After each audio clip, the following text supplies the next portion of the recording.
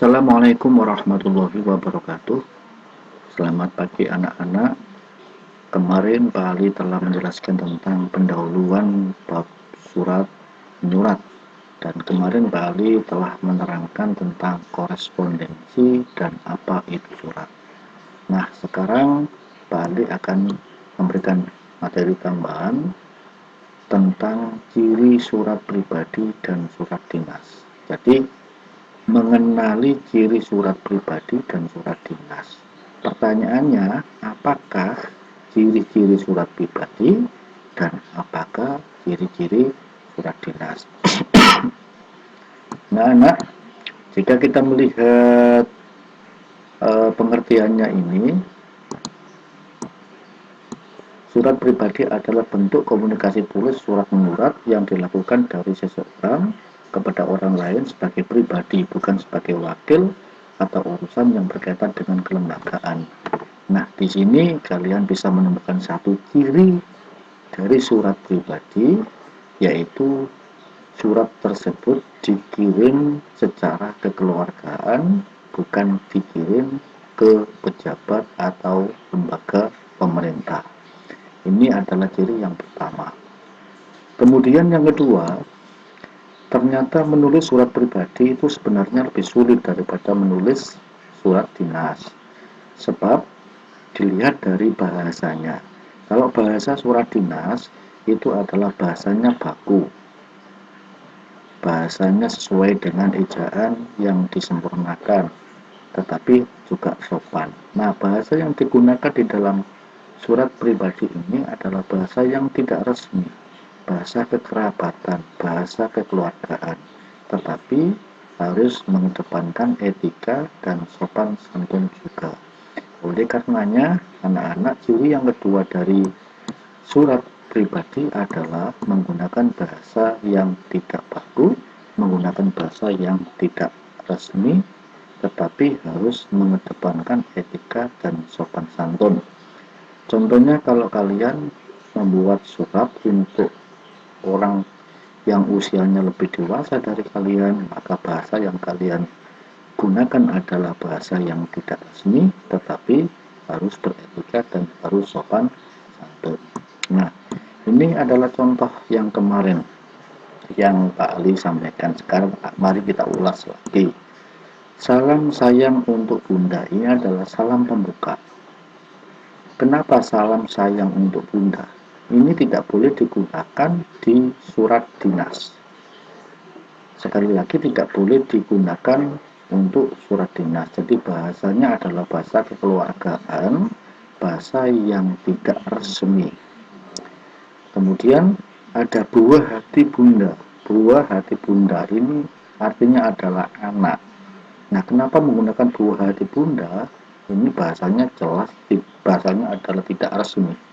Tetapi kalau kita amati dari awal hingga akhir, ternyata surat ini menggunakan bahasa yang sopan, menggunakan bahasa yang beretika.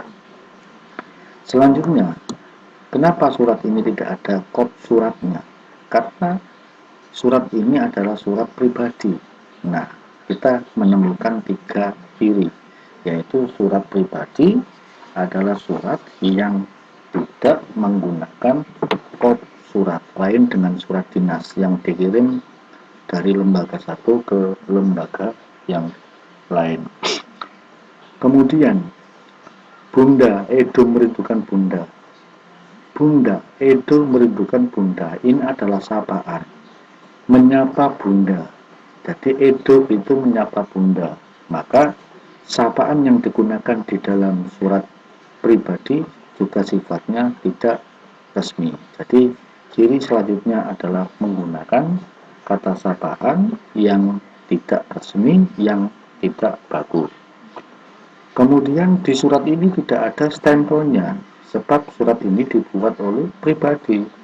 Itu karenanya surat ini adalah surat yang dikirimkan secara kekerabatan, kekeluargaan, atau yang disebut dengan surat pribadi, maka tidak menggunakan stempel.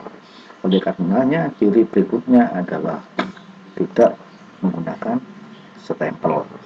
Anak-anak, Pak Ali akan simpulkan bahwa ciri surat pribadi adalah tidak menggunakan bahasa yang baku, tapi menggunakan bahasa yang tidak resmi. Kemudian mengedepankan etika. Kemudian surat tersebut dikirim dengan kekeluargaan atau kekerabatan, bukan dikirim ke lembaga-lembaga tertentu. Ciri selanjutnya adalah surat tersebut tidak menggunakan kop surat. Kemudian ciri selanjutnya adalah menggunakan kata sapaan. Kata sapaan pun juga tidak menggunakan kata yang baku atau tidak menggunakan kata yang resmi, tapi menggunakan kata tidak resmi. Kemudian ciri selanjutnya adalah tidak ada kepala suratnya atau kop suratnya, dan selanjutnya adalah tidak ada stempel. Ini sebagai ciri yang terakhir dari surat pribadi. Anak-anak, setelah kita mengetahui ciri surat pribadi, kita akan buka ciri surat dinas. Nah, ini mengidentifikasi surat dinas.